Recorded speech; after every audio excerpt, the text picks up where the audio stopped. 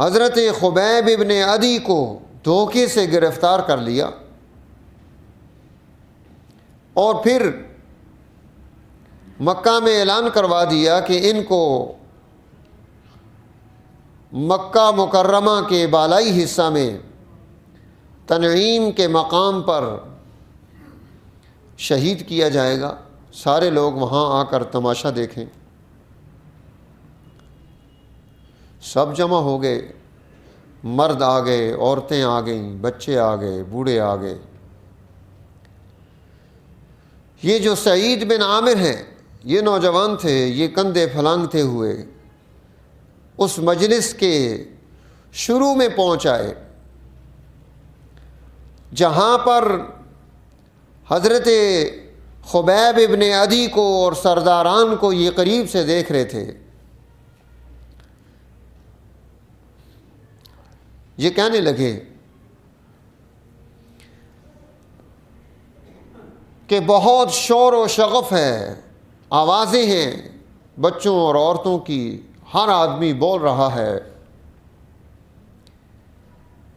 اس شور و شغف میں ایک انتہائی پرسکون اور پروقار آواز میرے کانوں میں پڑی کہ ایک آدمی یہ کہہ رہا ہے کہ اگر تم سے اتنا ہو سکے کہ شہادت سے پہلے مجھے 2 رکعتیں پڑھنے کی اجازت مل جائے، میں 2 رکعت ادا کر لوں۔ اجازت دے دی انہوں نے نماز شروع کی۔ وہ نماز کیا حسین اور جمیل نماز ہوگی، کیا اس میں قیام اور رکوع اور کتنا بہترین سجدہ ہوگا کہ جب اس نماز کے بعد دنیا میں پھر نماز پڑھنے کا اسے موقع نہیں ملنا، کیا اس میں اللہ کا تعلق ہوگا، کیا اللہ کی محبت میں سرشار ہو کر یہ نماز ادا کی جا رہی ہوگی، اور اللہ کے دین کی خاطر یہ قربانی تھی۔ زمین جائیداد اور خاتون اور عورت کے لیے جھگڑا نہیں تھا۔ ان کا قصور یہی تھا کہ یہ مسلمان کیوں ہیں، انہوں نے اللہ کے نبی کے ہاتھ پر ایمان کی بیعت کیوں کی ہے، گناہ یہ ہے۔ نماز ادا کر کے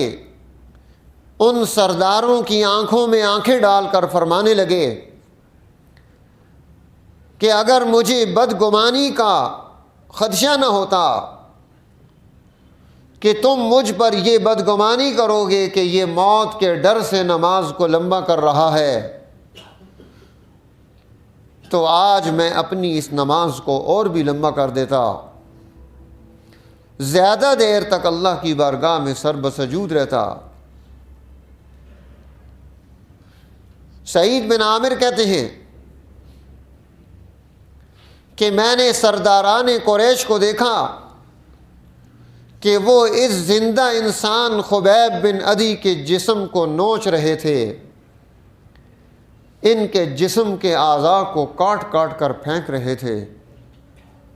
خون فواروں کی صورت میں جسم سے ابل ابل کر بہہ رہا تھا، اور وہ سردار ان میں سے ایک کہنے لگا کہ کیا تجھے یہ پسند نہیں کہ تو سکون و آرام کی زندگی گزارے اور تیری جگہ محمد الرسول اللہ صلی اللہ علیہ وسلم کی ذات گرامی کو یہاں پر لا کر انہیں تکلیف دی جائے؟ ان کی اس حالت میں کہ جسم کے ہر حصے سے خون بہہ رہا ہے، جواب کیا تھا؟ اللہ کی قسم مجھے اتنا بھی پسند نہیں کہ میں اپنے اہل و عیال میں سکون و اطمینان کی زندگی گزاروں اور میرے محبوب کریم آقا صلی اللہ علیہ وسلم کو ایک کانٹا چبھ جائے، اتنا بھی پسند نہیں، اتنی بات بھی پسند نہیں۔ حضرت خبیب نے اپنی جان دے دی، خبیب شہید ہو گئے۔ وہ اس دین کی خاطر اللہ کے راستے میں قربانی دے کر دنیا سے رخصت ہو گئے۔ لوگ اس واقعے کو بھول گئے، لیکن یہ نوجوان جو سعید بن عامر کے نام سے جانا جاتا ہے، اس واقعے نے اس کے دل و دماغ کے پردے کھول دیے۔ نہ مٹنے والا، نہ ختم ہونے والا، جو دن کو بھی یاد ہے، رات کو بھی یاد ہے، خواب میں بھی یاد ہے، جاگتے ہوئے بھی یاد ہے، وہ ماہوی نہیں ہوتا۔